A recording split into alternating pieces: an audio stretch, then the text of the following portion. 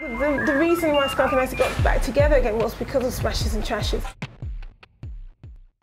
Can you still, when you sing that old songs on stage, now you have this new tour going on and playing all those festivals, do that songs bring a lot of memories on stage, or? Yeah, I mean, we haven't sung these songs in 9 years. I mean, I did a couple of my solo tours, but I did them in a completely different way, you know, because I didn't want to emulate the Skunk Anansie thing. I kind of remixed them and did them differently. But I mean, so we haven't, the songs to us are really fresh. The 3 albums that we did in the 90s, because we haven't been singing them, we haven't been doing them, you know. I just did a couple of my sets, but you know, there's hundreds of songs, you know, that we could choose from. So it's actually really good fun, you know. We mix and match up the set list, we put new songs in, take new old songs out. Some songs feel like, okay, this is not going to go into the new vibe, you know. And some songs like sound better than ever. Charity sounds better than ever. I think, you know, I'm singing that better than I've ever sung that song. But maybe like 100 Ways or something, maybe. Which I tend to love myself, because I mean, it's the reggae bass line, what you going to do? So it's, maybe that might get replaced with a new song, you know, because you can't, we don't like to do 3-hour sets. Yeah, of course. We like to play for like, you know, an hour and a half, 2 hours max. So. And you were talking about that new vibe now on stage, but what exactly is that new vibe? How would you describe that? I think that we're, you know, we're very contemporary people, we're very modern people, you know. We, you know, it's not like we just went off the planet and we've come back, you know. So we've seen the changes, we've been moving with the changes and rolling with the changes in the industry of the last 9 years. And so we're in a very good position because it's not a shock to us. We're not like, oh wow, look how people do things now. Yeah, we didn't go and live in a cave. We didn't go live in a cave. So for us, it's kind of like, oh well, we used to do it like that, but we stopped thinking in that way a long time ago. And we know how people buy music now because we know how we buy music. We're just the same as everybody else. So all that is very interesting. It gives us new challenges and we have to find new ways to do what we like to do and keep the quality high. The greatest thing is that we really do run the band ourselves now. Because we can do a lot of these things ourselves. You know, we don't need a record company to do our artwork for us or to run our website for us. You know, we just need them to pay for stuff in advance until we make the money that we can pay for it.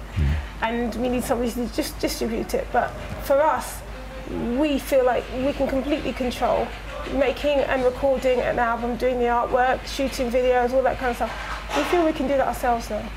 And I think that's great because I think it's given a lot of control and essence and power back to us that in many ways got dissipated before.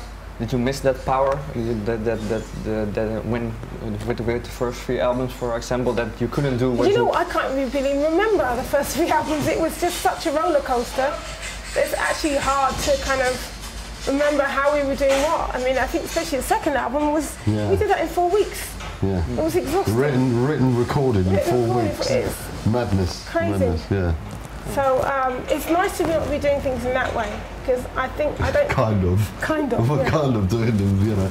We're still working very hard, you know, but it's far more enjoyable this time round. Because you get older, more experienced. And we're more relaxed about everything. And we're enjoying it. We live in the moment now. We're not also stressing about things. You know, it's like you know. I think we've learned that things are karmic, you know, and you put good vibes out there and you try and do the best you can and you get a bit of luck and things will go well.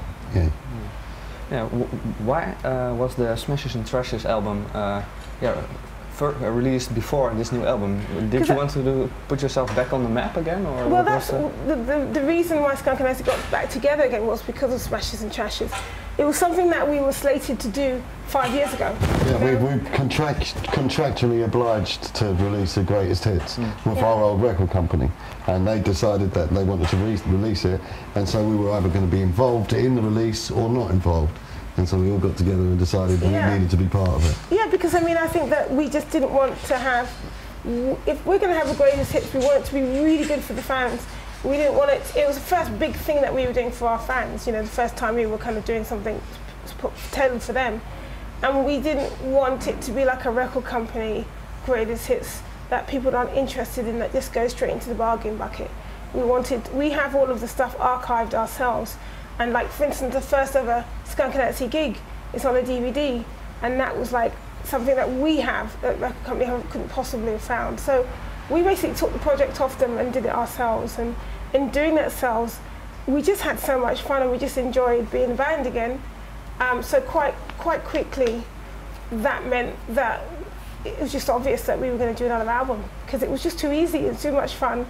We weren't stressed about it. We were writing songs like that. So I think that's how it's meant to be. So there is still a lot more coming. Yeah, a lot more coming.